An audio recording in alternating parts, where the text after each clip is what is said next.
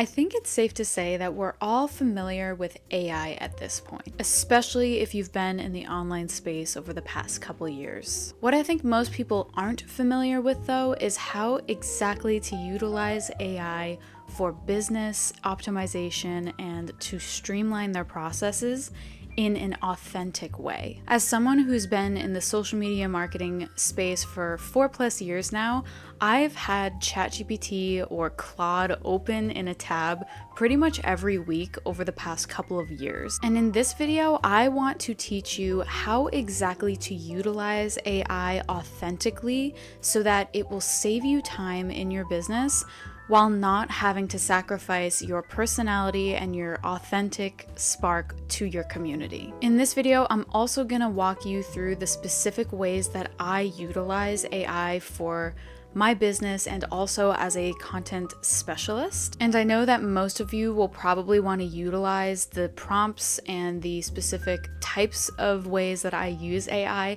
outside of this video. So I've included in the description the prompts that I actually use in my business. And what you can do is click the link in the description that says ChatGPT prompts for content marketing.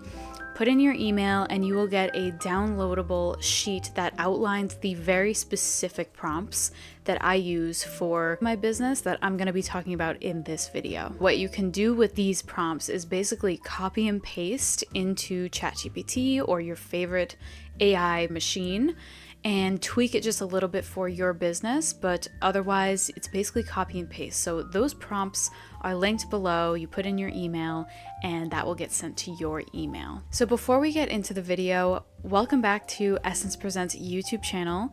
If you're new here, my name is Liz. I am the head photographer and content strategist here at Essence Presents. We serve wellness businesses, creative solopreneurs, and craft artisans through brand photography and videography services, as well as content marketing resources to ultimately help you streamline content creation off of your plate so that you can live the life you've dreamed of as a business owner. Your time, your energy, your efforts are valuable as a leader, and creating content should only add to your growth, not take away from it. So my goal on this channel always is to give you the strategies, the tactics, the tips that have worked for me in my journey as a business owner of 2 completely different businesses over the past 4 years. So if you like this video, please give it a like, and if you want to hear more from me, please consider subscribing. So let's dive into all things AI. Think of AI as a search engine with personalized intellect. So when you think of AI this way, it's way less creepy. It is still a very new concept to our society.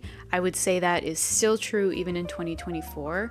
And it's an important disclaimer to really mention that we don't know the capabilities and the potential that AI has. We can only expect that it will become more and more advanced as time goes on. But the fears of AI have been very, very real, even in the past couple of years, with people not knowing if AI is going to take their job or if AI is just going to completely take over, period. My opinion, I believe that authenticity is only becoming a bigger and bigger deal to most people in every industry. And with that, the human-to-human connection has actually taken a hit since 2020 when everyone kind of became very isolated in their own experience. It's kind of this era of connecting with everybody digitally rather than in person. And I think as a species, the human species in general is actually craving personalized, authentic connections with people at this point. And it's kind of ironic that it is completely coinciding with this advancement in technology that is AI. I do believe that AI has the potential to take away certain things from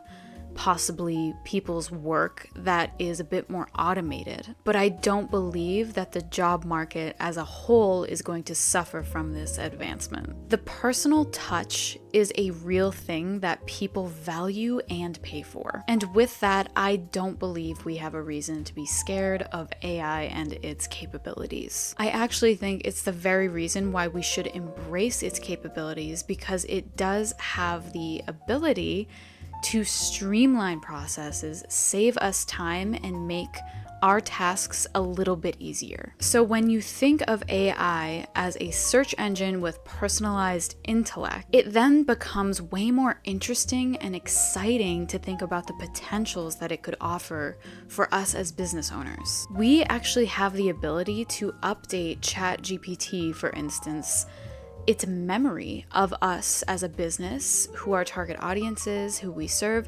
etc., etc., etc. And that is an amazing thing. The reason it's amazing is also because it is tapped into the internet as a whole. And with that, it has instantaneous mechanisms that can make our processes faster. At the same rate, AI can definitely make mistakes, so it's important that we are always reviewing what it gives us and always making sure that we are not taking it as factual. So now let's get into how to actually utilize AI authentically. Pick your favorite AI tool, whether it's ChatGPT, Claude, or Gemini, and update its memory of you through these prompts. So once you've picked your machine that you feel the most comfortable with, it's time to update the memory. Now, I know that some of you might feel a little bit odd updating its memory and giving it all of this information about your business, but this is where I believe it's gonna be more valuable to you if you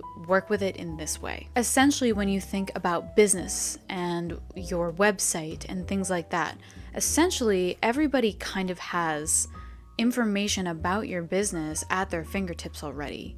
So the thing we don't want to do is give ChatGPT or AI machines personal information that we wouldn't want anyone else to know about. But in terms of marketing and business, this is where I see AI becoming extremely helpful and useful, is because you're not really giving it information you wouldn't want anyone else to know. You are only really telling it your mission, your target audience, so that it can help you with market research and it can help you develop back-end processes that will help you in the end. And so when you are updating its memory, what you're essentially doing is giving it context. With AI, it truly is all about context. The more of the big picture you can paint for these machines, the better, because you can think of it in a way of when you provide AI more context, you're basically providing it with more doors that it can open and lead to more information. So that is why we want to update its memory of us, and there are some ways that I'm about to tell you that you can do this. Update its memory of us, give it all the information that it needs, but more specifically, give it more than enough information that it needs about the context of your business, what industry you're in, who you're serving, why you serve who you serve, what is the story behind your business. All of these things can actually help it give you way more accurate results and way more accurate information. So here are the specific AI prompts that I have given ChatGPT specifically to allow it to update its memory of me, allow it to get to know me as a business, and specifically my business goals, my mission, and target audience. So one of the prompts are, give me 3 questions to help you understand my business completely. And once you answer the questions that it gives you, you can then ask, what do you know about my business? This will ensure to you that whatever platform you're using actually does understand who you are, and you can then have kind of a back and forth conversation with it if it doesn't completely understand, and say, no, actually my target audience is blank. And this is kind of just proofing so that you are confident that this machine knows exactly who your business is and who you serve. The second AI prompt that I've used to allow it to know my business goals and mission and target audience is something a bit more specific than this first one, and it's, give me 10 questions to help you understand my business completely so that you're able to help me with back-end processes. I want you to understand my business goals, mission, and target audience. So once you answer the questions that it gives you, you can then ask, what do you know about my business, to, again, ensure that it knows your business. So the next thing and the last thing that I want to talk about with AI is the authenticity aspect. So keep it authentic by having boundaries. So the way that you can utilize these amazing AI tools while still having authenticity in your business, in how you come off, your messaging, your marketing, is by having boundaries with the way that you use AI. And these are kind of self-motivated, self-defined boundaries. So for instance, if you are writing a blog, right? You wrote it from your heart, it's completely your own. A way that you can have boundaries with AI is you could say, okay, when it comes to writing a blog, for instance, the way that I want to optimize my blogs is with SEO and making sure I'm including keywords, but also making sure everything is spelled correctly because I'm kind of bad at that, right? So a really quick, streamlined way that you can use AI that does not take away from your authenticity is by writing this blog yourself and then copying and pasting it into ChatGPT and saying, please correct any spelling errors that I have made in this blog. While you're at it, please edit into this blog specific keywords that could help this blog show up to my target audience in search. So now what you're doing is you are giving it something completely your own, and you're now optimizing it so that it is becoming a part of your marketing strategy. And of course, this also works extremely well when you already have updated its memory.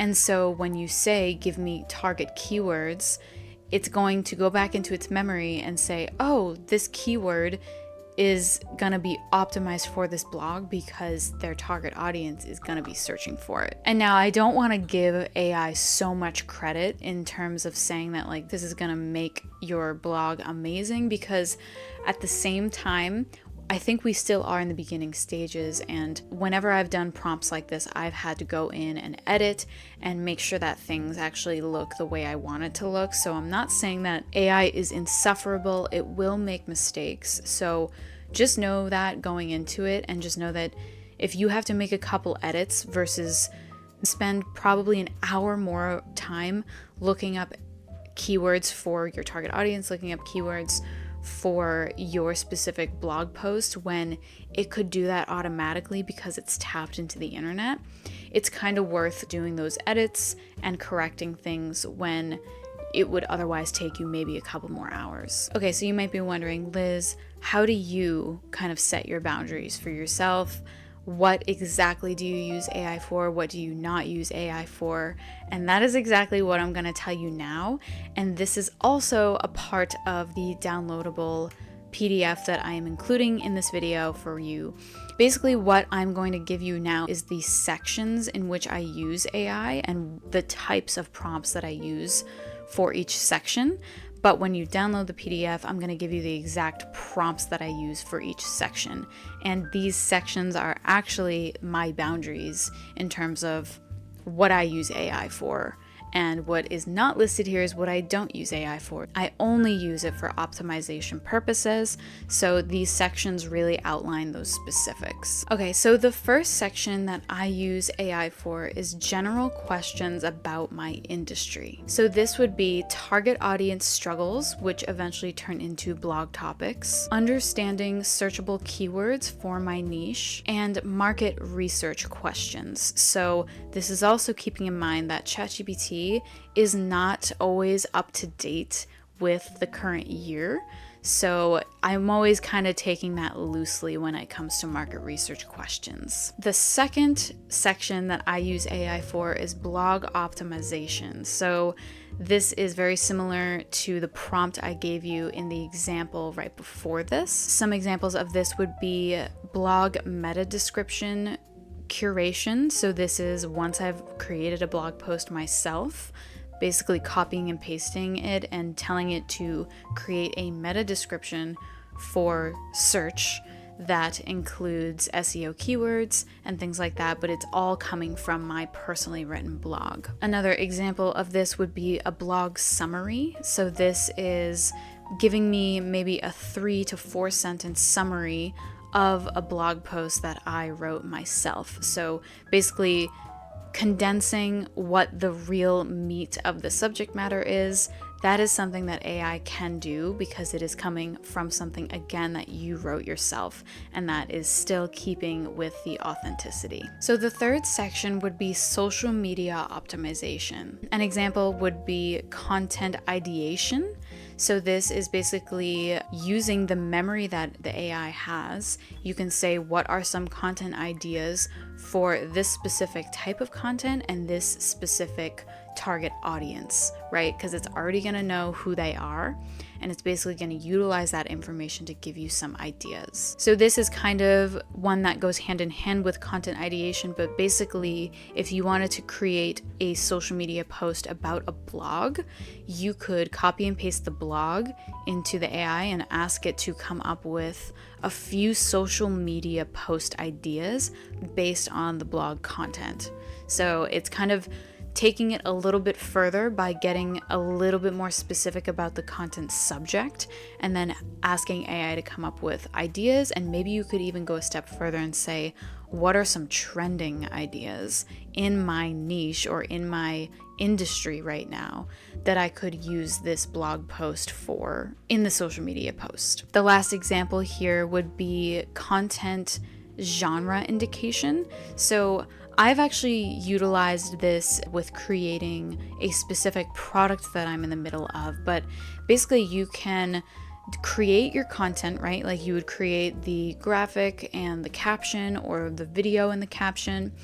And then you would say to AI, based on this caption, what is the genre of this content? And what this can do is actually help you become a little bit more aware of the kind of content that you're creating and what content does best. For instance, if you are creating a lot of content that's educational because it's working, that is an indication that educational content it should be a bigger part of your content strategy.